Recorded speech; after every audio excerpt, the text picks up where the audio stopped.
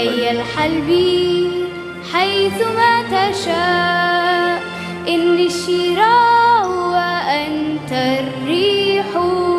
هيا الحلبي حيثما تشاء، ربي أنا ورقة بيضاء ارسم عليها كل ما تشاء. ربي أنا ورقة بيضاء ارسم عليها كل ما تشاء. إني اليراع وأنت الفكر، هيا اكتب بي كيفما تشاء. إني اليراع وأنت الفكر، هيا اكتب بي كيفما تشاء. ربي أنا ورقة بيضاء ارسم عليها كل ما تشاء. ربي أنا ورقة بيضاء ارسم عليها كل ما تشاء.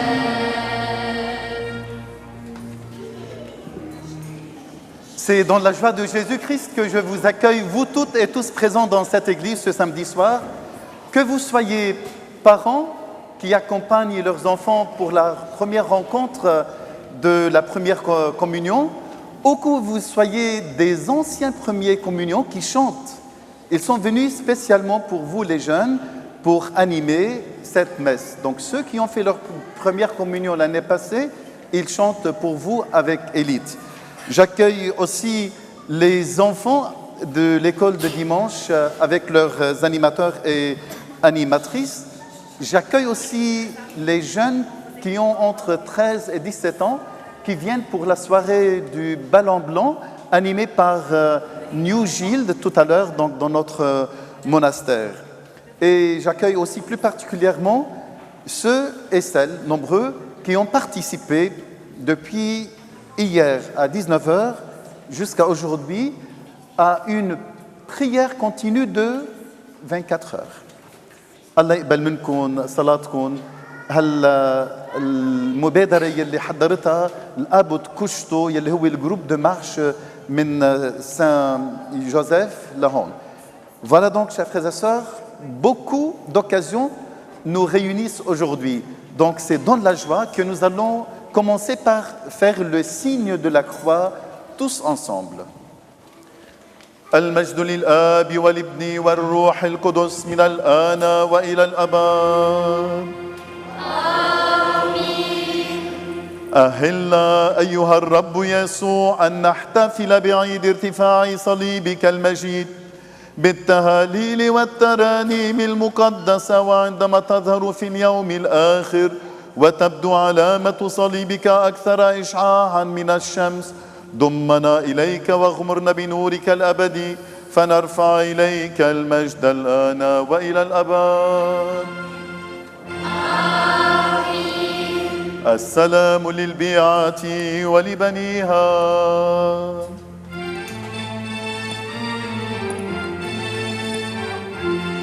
المجد لله في الأعالي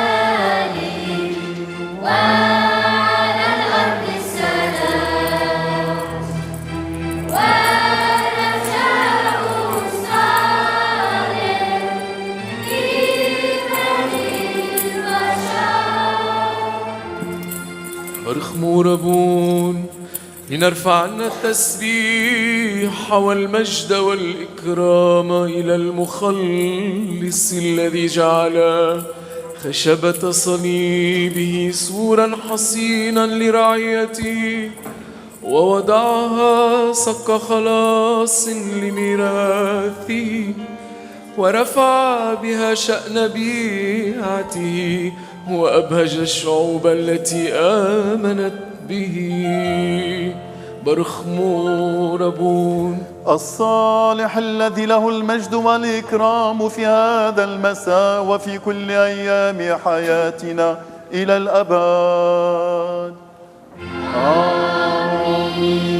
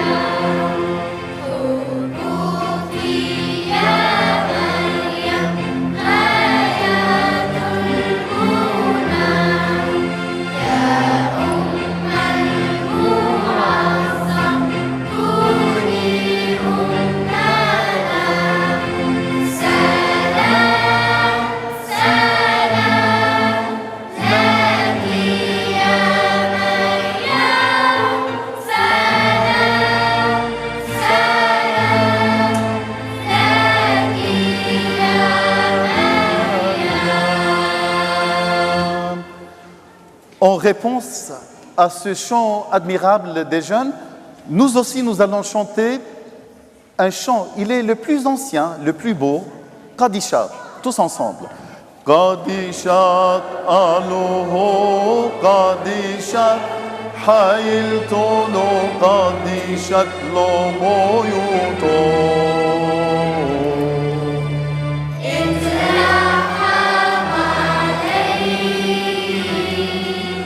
Qadishat aluhu, Qadishat hailtunu, Qadishat lomoyutu.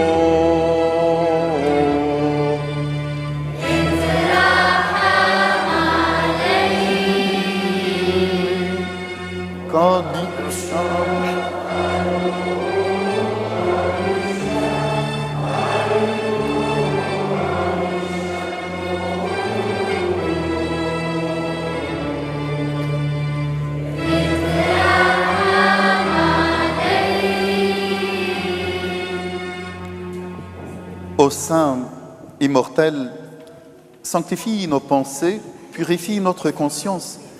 Nous chanterons tous ensemble un hymne glorieux et nous écouterons ta parole maintenant et demain et pour les siècles des siècles. Amen.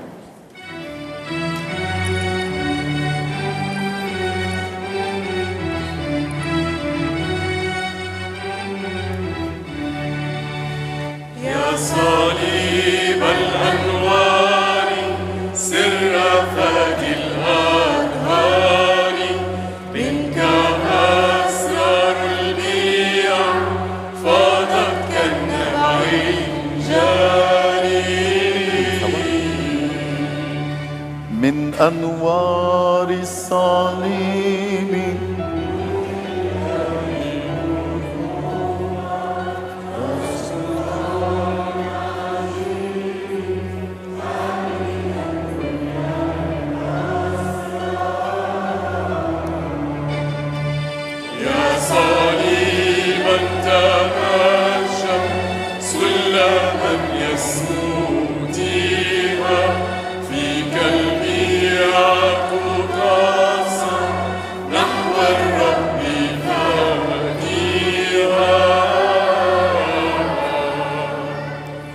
أقرأ فصل من رسالة القديس بولس إلى أهل فيليبي وبارك.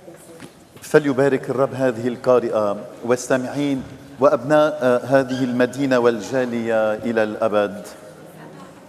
يا إخوتي، اعملوا لخلاصكم بخوف ورعدة كما أطعتم دائما، لا في حضوري فحسب، بل بالأحرى وبالأكثر الآن في غيابي. فالله هو الذي يجعلكم تريدون وتعملون بحسب مرضاته. افعلوا كل شيء بغير تذمر وجدال، لكي تصيروا بسطاء لا لوم عليكم، وأبناء لله لا عيب فيكم، وسط جيل معوج ومنحرف تضيئون فيه كالنيرات في العالم، متمسكين بكلمة الحياة، لافتخاري في يوم المسيح بأني ما سعيت ولا تعبت باطلاً. لو أن دمي يراق على ذبيحة إيمانكم وخدمته لكنت أفرح وأبتهج معكم جميعاً. فافرحوا أنتم أيضاً وابتهجوا معي، والتسبيح لله دائماً.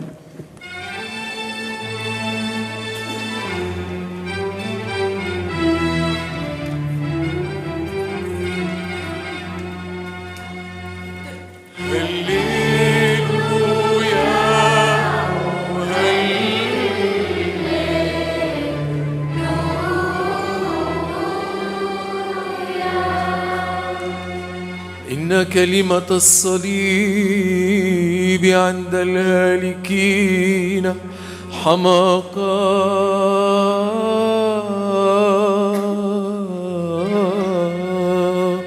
وأما عندنا نحن المخلصين فهي قوة الله.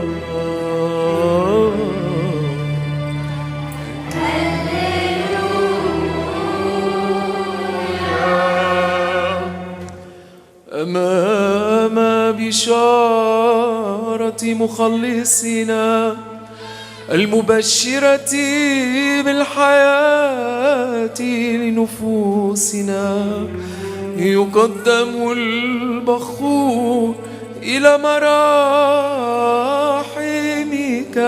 يا رب نصلي. السلام لجميعكم من إنجيل ربنا يسوع المسيح للقديس متى الذي بشر العالم بالحياة فلنصغي بشارة الحياة والخلاص لنفوسنا. كونوا في السكوت أيها السامعون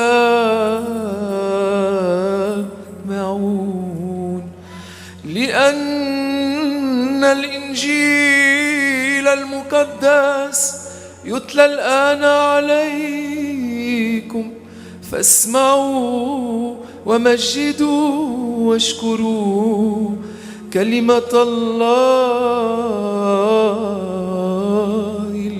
الحي.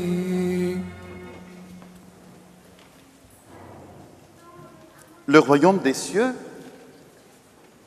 est comparable à 10 jeunes filles invitées à des noces qui prirent leurs lampes et s'en allèrent à la rencontre de l'époux. 5 d'entre elles étaient insensées et 5, elles étaient prévoyantes. Les insensées avaient pris leurs lampes sans emporter d'huile, tandis que les prévoyantes avaient pris avec leurs lampes de l'huile en réserve. Comme l'époux tardait, elles s'assoupirent toutes et s'endormirent.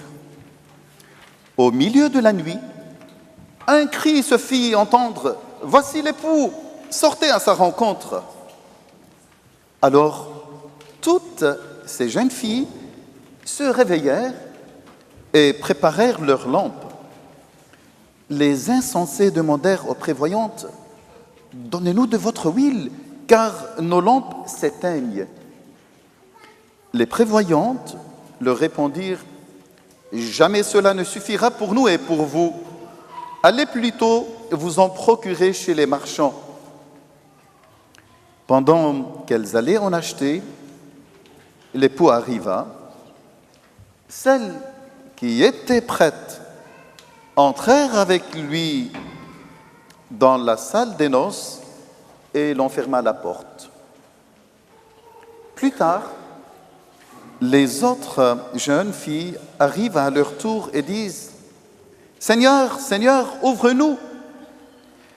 Il leur répondit « Amen, je vous le dis, je ne vous connais pas.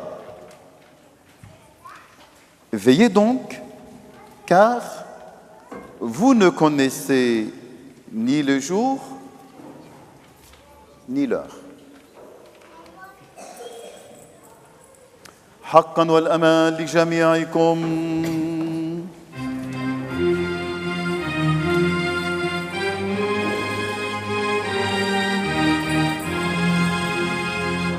للمسيح التسبيح والبركة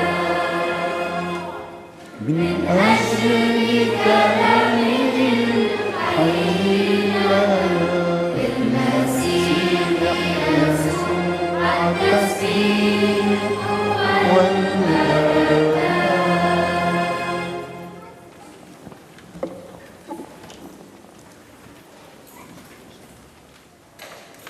Chers frères et sœurs, quand il y a des enfants, j'essaye souvent de faire une petite homélie, mais un petit peu participative. Voilà pourquoi j'ai préparé quelques petites questions. Si vous pouvez répondre, les enfants, si vous avez entendu cette belle parabole de Jésus-Christ, vous avez entendu Jésus parler à ses disciples de sa venue. Mais franchement, de quelle venue il parle? Est-ce qu'il parle de Noël? Ou est-ce qu'il parle aussi de son arrivée à Jérusalem? ou il parle plutôt de sa venue à la fin du temps? Qui connaît la réponse? À la fin du temps, c'est vrai. Jésus, donc, il le dit, il ne parle pas de Noël qui va bientôt arriver, commencer, mais plutôt de sa deuxième venue, à la fin du temps. Bravo. Mais pour parler de sa venue, il a utilisé quelque chose de beau. Il a utilisé une parabole. Une parabole, c'est quoi? Est-ce que c'est un réseau informatique, une antenne parabolique pour recevoir un petit peu, réceptionner les ondes? Ou c'est une histoire vraie? Ou bien est-ce une histoire inventée par Jésus, mais pour donner une leçon? Quelle réponse est la bonne? Et il y a des gens qui disent que c'est une histoire vraie. Voilà, donc, la dernière. Donc, c'est une histoire vraie dans un sens où Jésus veut nous donner quelque chose de vrai de notre vie, mais c'est une histoire que Jésus a inventée, mais pour attirer notre attention sur quelque chose de plus important que l'histoire. Et dans cette parabole, il est question de 10 jeunes filles. Ces 10 jeunes filles, et ils sont invités est-ce qu'ils sont invités au Ballon Blanc qui aura lieu dans quelques minutes ici, que New Gilles a préparé? Ou bien c'est quelque chose, ils sont invités à un mariage, aux noces, ou ils sont invités au récital de Rumromo le 10 novembre à 20h à l'oratoire de Saint-Joseph. Vous voyez, je passe des infos. Oui. Ah oui, ils sont invités aux noces. Bravo. Mais vous, par contre, vous êtes invités aussi au récital de Rumromo, de chants en araméen. Retenez cette date, chers frères et sœurs. Donc, 10 novembre, Rumromo, chants en araméen. Ça va être une occasion unique d'écouter l'araméen.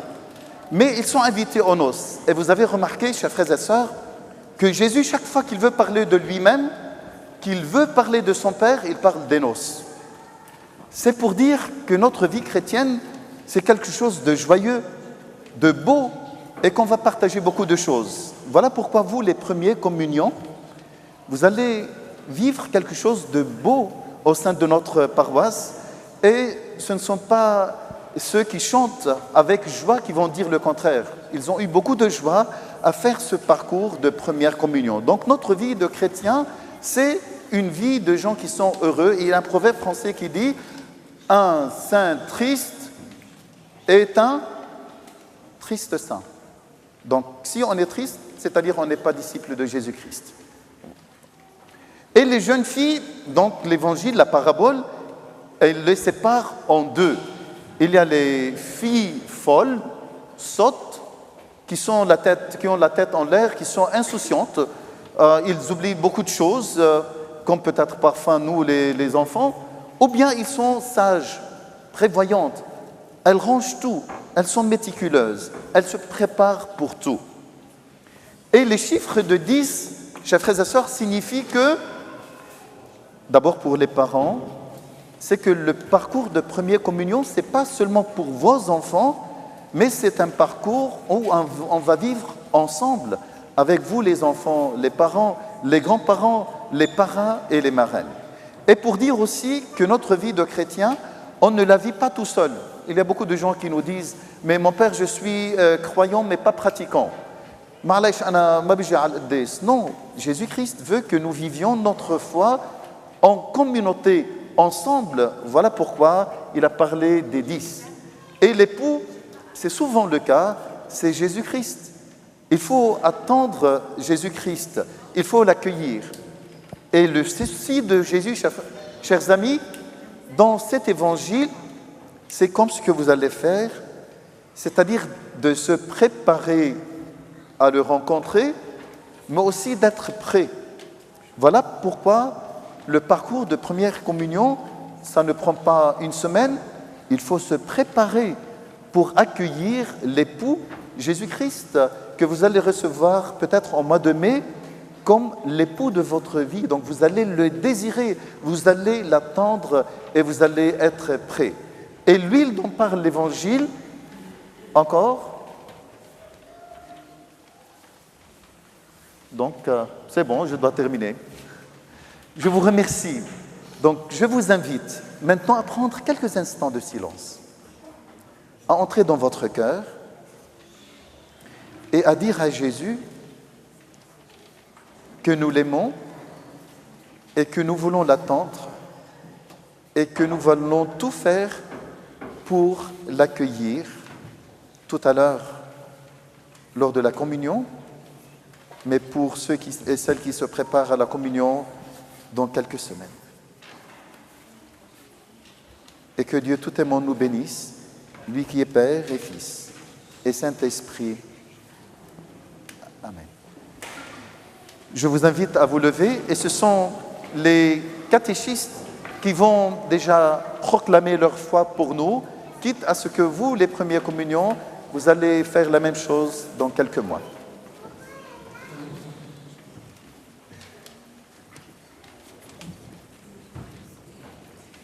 Je crois en Dieu qui est Père. Il a créé le monde, immense et beau. Il nous donne de voir sa présence dans toutes les couleurs de la terre et de nous en émerveiller. Et vous, chers frères et sœurs, croyez-vous en Dieu le Père?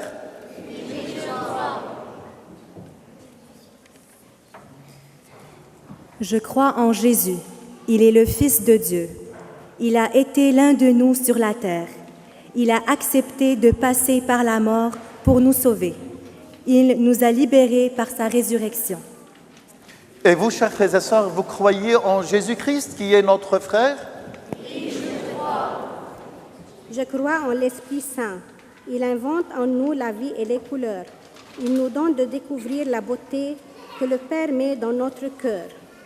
Et vous, croyez-vous en l'Esprit Saint? Oui, je crois.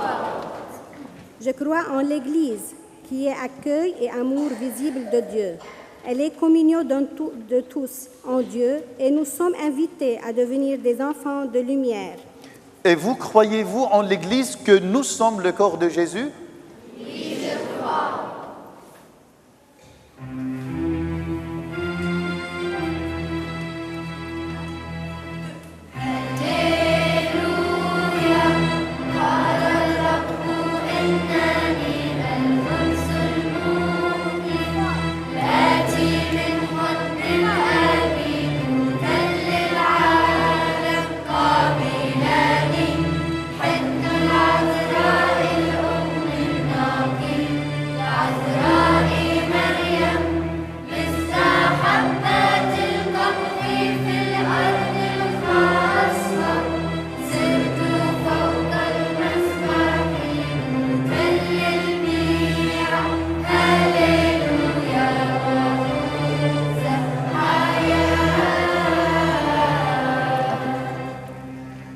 اللهم أسألك باسم إخوتي الحاضرين هنا في هذه الكنيسة خذ منا هذه القرابين التي نقدمها من أجلنا نحن المجتمعين هنا من أجل أحبائنا الغائبين نقدمها من أجل السلام في عالمنا نقدمها من أجل تعزية الحزانة وشفاء المرضى نقدمها من أجل إحلال السلام في شرقنا وكما كان هذا الخبز سنبلا منتشرا في الجبال فجمع لكي يصير خبزا واحدا وكما أن هذه الكأس كانت عنبا مزروعا في الكروم فعصر لكي يصير نبيذا هكذا يا رب اجمعنا في محبتك إلى الأبد.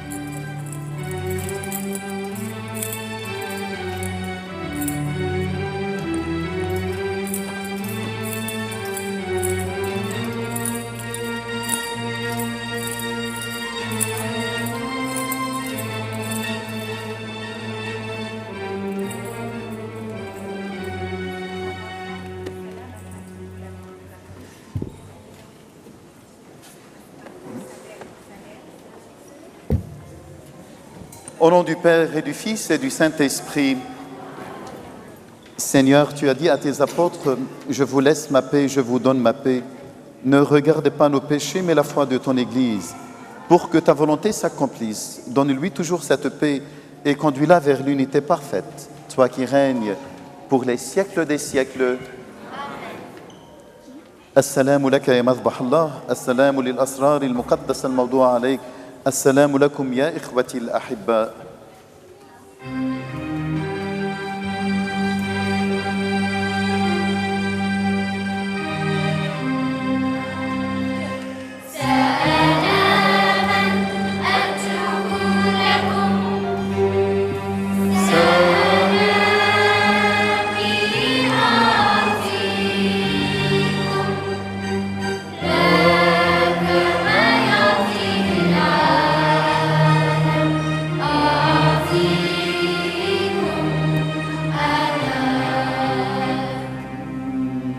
محبة الله الآب ونعمة الابن الوحيد وشركة وحلول الروح القدس معكم يا إخوتي إلى الأبد.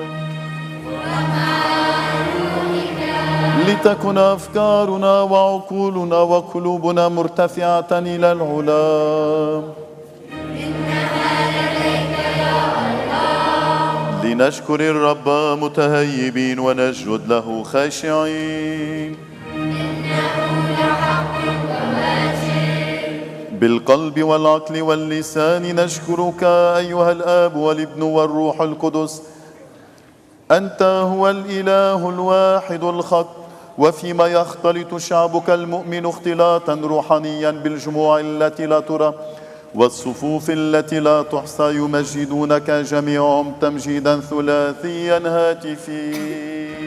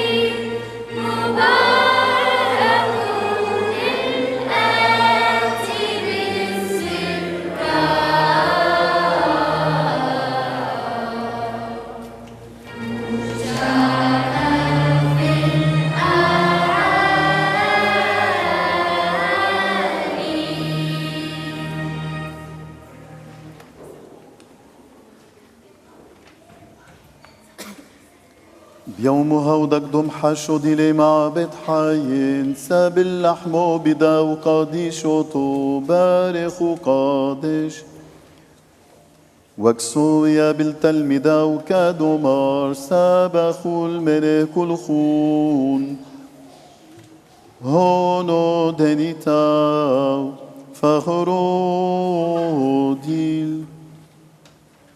دحلو فيكون وحلو في ساقيه متكسي ومتيهب حصو يضحو والحايد العلم علمي.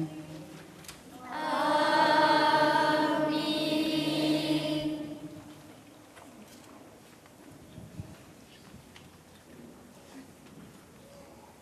هخانو عالكوس دمزيغ ومن حمر من ما يبارخ قادش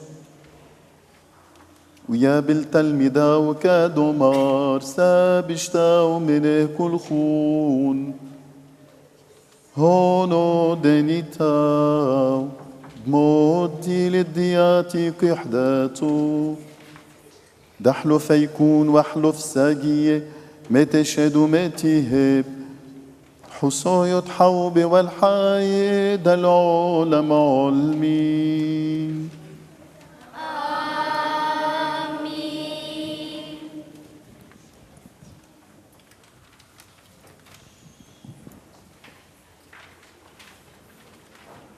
كلما اشتركتم في هذه الأسرار اذكروا موتي ودفني وقيامتي حتى مجيئي.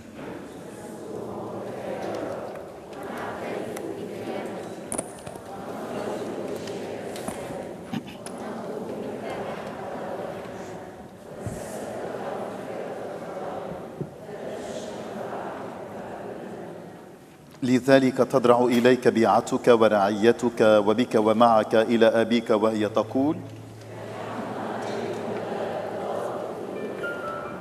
نحن أيضا يا رب أبناءك الخطأ، فيما نقبل نعمك نشكرك عنها ومن أجلها كلها.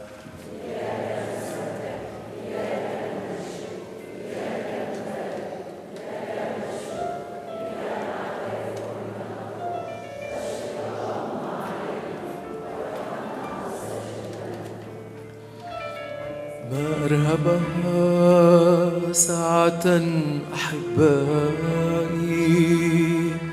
ينحدر فيها الروح الحي القدوس ويحل على هذا القربان الموضوع لتقديسنا، فلنقف مصلين خاشعين. استجبنا يا رب، استجبنا يا رب، استجبنا يا رب، وليأتي روحك الحي القدوس ويحل علينا وعلى هذا القربان.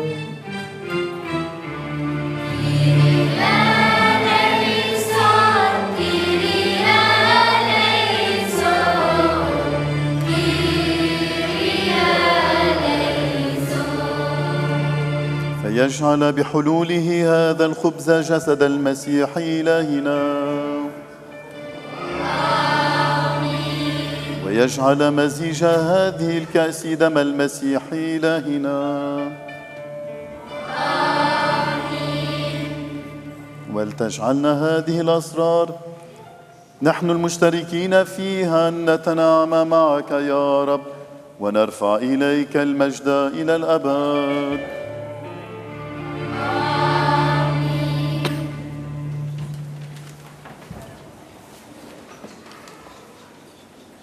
Seigneur, nous te confions toute l'Église répandue à travers le monde. Fais-la grandir avec le pape François, avec notre patriarche Rai, avec notre évêque Paul Marwan Tabet. Et donne-nous, Seigneur, d'être les serviteurs de ton amour. Nas'aluka ya Rab. Seigneur, nous te confions les enfants qui vont se préparer à leur première communion. Donne-leur de découvrir Jésus et de grandir en amitié avec lui et avec les autres. Seigneur, nous te prions. Ya Rabbi Rahman.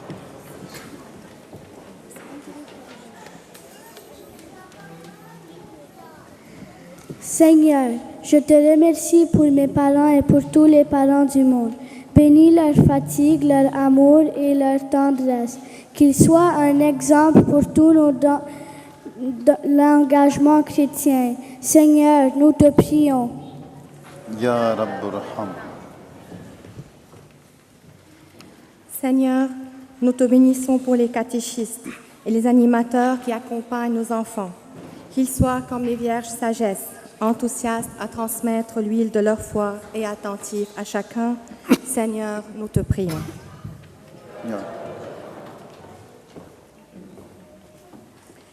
يا رب بهالليل المبارك نطلب من قلب مريم الطاهر يبارك ويتقبل نوايا كل اللي صلوا خلال 24 ساعة متواصلة، وكل مين ساعدنا وفتح لنا باب هالدير لنقدم صلاتنا من الرب نطلب. يا رب، أيها الرب، نضع بين يديك أحباءنا الموتى. نذكر خاصة توفي أبي نصيف وعموم موتى العائلة في مونريال. نذكر أيضا بركات مبارك، جورج مبارك وروزا بطرس والأب ريمون بكر. نذكر أيضا المرحومين بيير يونس وسمير نكد وميشيل مارون. نضعهم بين يديك لأنهم طبعونا في هذه الحياة. سامحنا اللهم واغفر لنا ولهم فيتمجد بنا وبكل شيء اسمك المبارك مع اسم ربنا يسوع المسيح وروحك الحي القدوس الآن وإلى الأبد.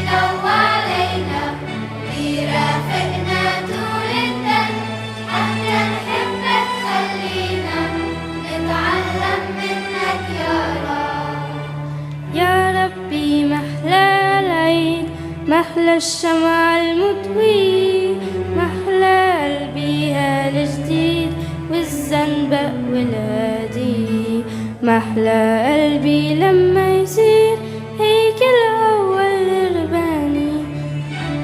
نورك بيضوي علينا بيرافقنا طول الدهر، حتى نحبك خلينا نتعلم منك يا رب. نورك بيضوي علينا بيرافقنا طول الدهر، حتى نحبك خلينا نتعلم منك يا رب. يا قربانا شهيا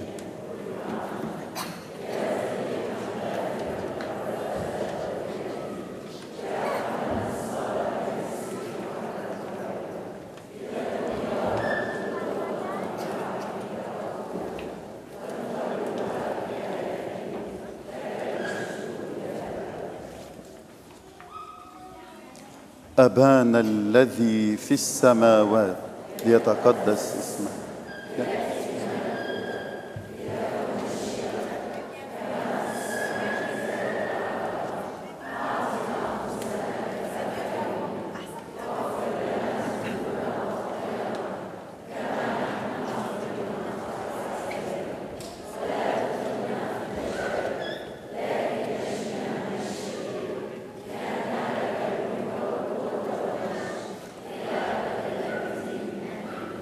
السلام لجميعكم.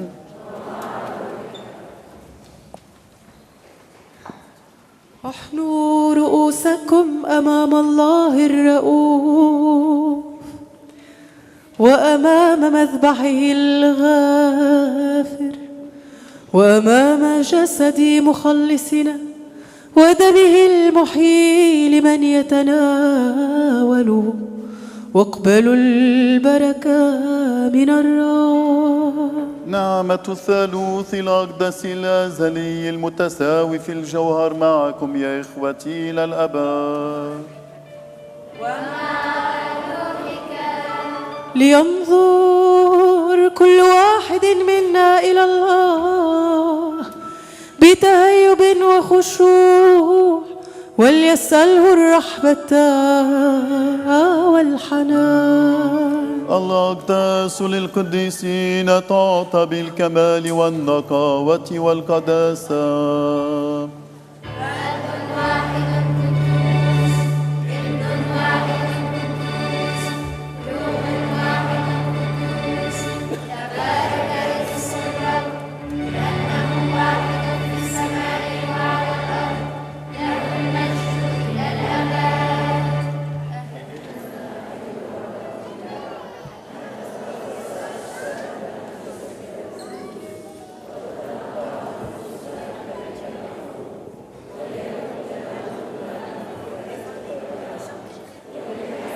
جسد الرب يعطى لك أيها الفائق، الفائقين الثلاث فائق.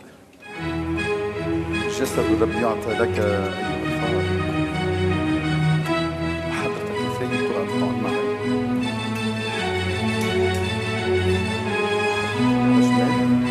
حضرتك على جميل.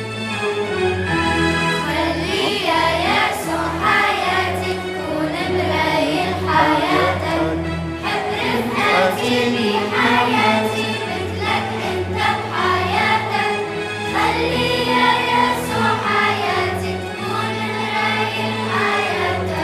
بعطيكن وصية جديدة حبوا الناس وكل الناس حطون بكلمة جديدة حتى اتجدد بالناس. خلي يا يسوع حياتي تكون مراية حياتك. خلي يا يسوع حياتي تكون مراية حياتك. رفقاتي بحياتي مثلك انت بحياتك. خلي يا يسوع حياتي تكون مراية حياتك. تبقوا بكرة تذكروني وحطوني بكل الأعياد بين الناس بتقشعوني وعينيكن بيضلوا جداد. خلي يا يسوع حياتي تكون مراية حياتك. خلي يا يسوع حياتي تكون مراية حياتك. حب رفقاتي بحياتي مثلك انت بحياتك. خلي يا يسوع حياتي تكون مراية حياتك.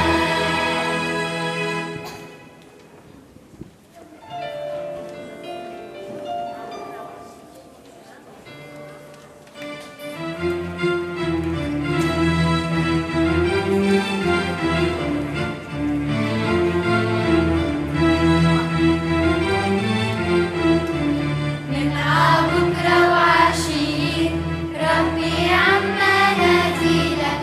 خليني أخفي وبين تعلموني صليلك. من بكرة وعشية ربي عما ناديلك. خليني أمي وبين تعلموني صليلك. بقدم لك درسي ولعبي ونهاري وحتى تعبي. بقدم لك حبي وقلبي وشو ما بقدر اهديلك. من بكرة وعشية ربي عما ناديلك. خليني أمي وبين علموني صليلك. من بكرة وعشية ربي عما ناديلك. خليني أمي وبين علموني صليلك. ربي نجينا من الحرب وخلي نورك طول الدرب حتى نور الحب يشع العالم من صليبك. من بكرة وعشية ربي عما ناديلك. خليني أمي وبين تعلموني صليلك. من بكرة وعشية ربي عما ناديلك. خليني أمي وبين تعلموني صليلك.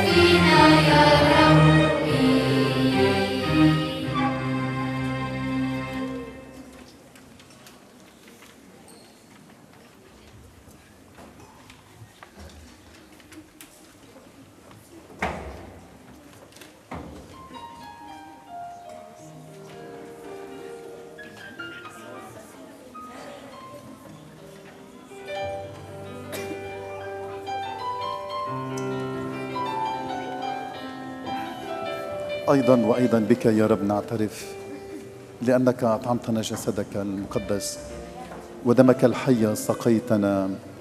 يا محب البشر ارحمنا، ارحمنا يا رب، يا حنون يا رحوم يا محبا للبشر.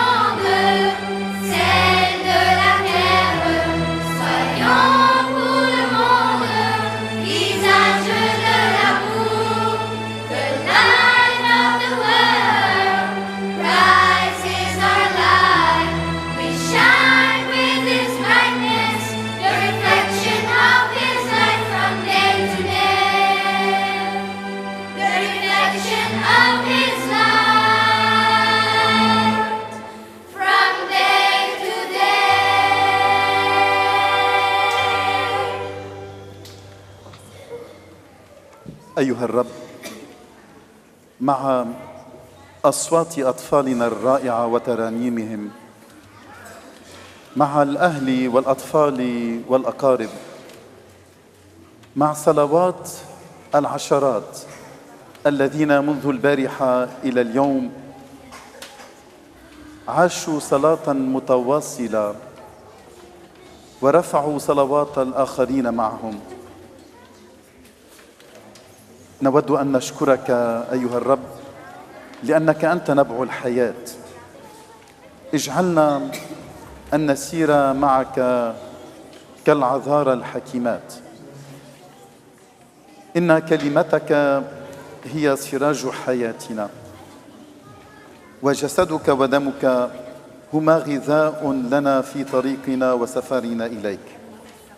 نعم أيها الرب، لك شكرنا، لك حبنا هنا في هذا الدير وهناك وفي كل مكان، اليوم وغدا وإلى أبد الآبدين.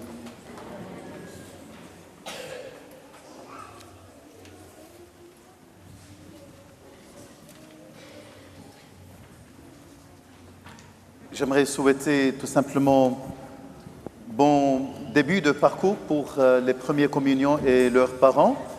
Votre prochaine rencontre, c'est déjà dimanche prochain, le 22. Donc, lors de cette messe de 11h30, vous allez recevoir la Bible de Jésus-Christ. Je souhaite aussi bonne soirée pour les jeunes, peut-être de New Gilles, ou qui sont déjà en bas. بحب لكم أحبائي إنه من امبارح لليوم مرق على ديرنا يعني في نقول مئات الأشخاص صلوا بصمت هالكنيسة الرائعة، وإذا بتفوتوا على هالكنيسة بعد القداس بتشوفوا قد ايه حاملة بخور صلاتهم وعبء طيب صلاتهم. فباسمكم بحب أشكرهم، بشكر أبو كشتو على هالمبادرة الرائعة يلي قاموا فيها لمناسبة 100 سنة لظهورات سيدة فاطمة وخلال هالشهر شهر الوردية المقدسة، وأيضا لمناسبة 40 سنة لإعلان قداسة مر شربل. الله يبارككم وعوض كل صلاة صليتوها خلال هالفترة تثمر بحياتكم وبحياة كل يلي صليتون من أجلهم. هالصلوات موجودين بهالعلبة. Je vous les confie après la célébration. Bas, en attendant, il y a une autre boîte à côté. J'aimerais inviter tous ceux qui préparent à la première communion à venir rapidement se placer devant. Et j'invite aussi les animatrices de l'école de dimanche.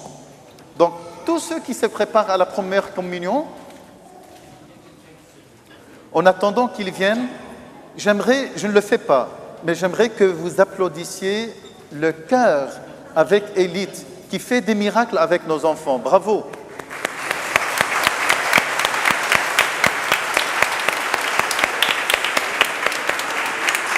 Vous savez qu'Élite, il y a ici un chœur d'enfants qui font les répétitions chaque vendredi, je crois, à 6h30. Donc tous vos enfants sont invités à joindre cette chorale. Vous avez remarqué, ils chantent admirablement bien. Merci donc. Les animatrices de l'école de dimanche, ce sont elles qui nous fournissent une partie de nos premières communions, parce qu'une partie d'eux, donc on fait déjà l'école de dimanche, elles ont préparé pour eux un petit souvenir, comme une cérémonie de graduation, si j'ose le dire. Donc ils vont le recevoir juste après la bénédiction. Je vous invite donc à vous lever.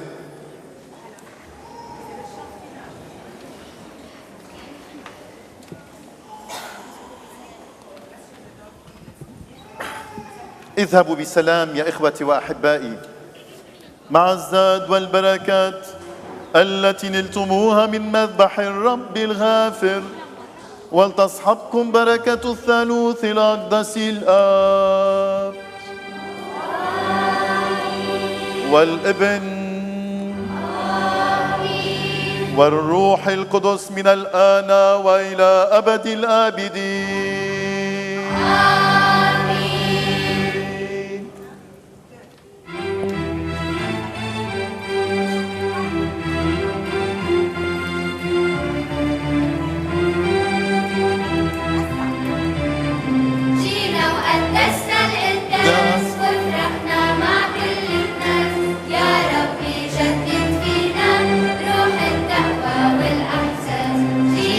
قدسنا القداس وفرحنا مع كل الناس، يا ربي شتت فينا روح التقوى والأحسان. لبسنا ثياب مثل الثلج والأفكار مثل الثلج، والقرباني بدها قلوب جداد يا يسوع. جينا وقدسنا القداس وفرحنا مع كل الناس، يا ربي شتت فينا روح التقوى والأحسان. جينا وقدسنا القداس وفرحنا مع كل الناس، يا ربي شتت فينا روح التقوى والأحسان. جينا نجدد يا ربي معنا روح المحبة، يا ربي خلي قلبي يتحسس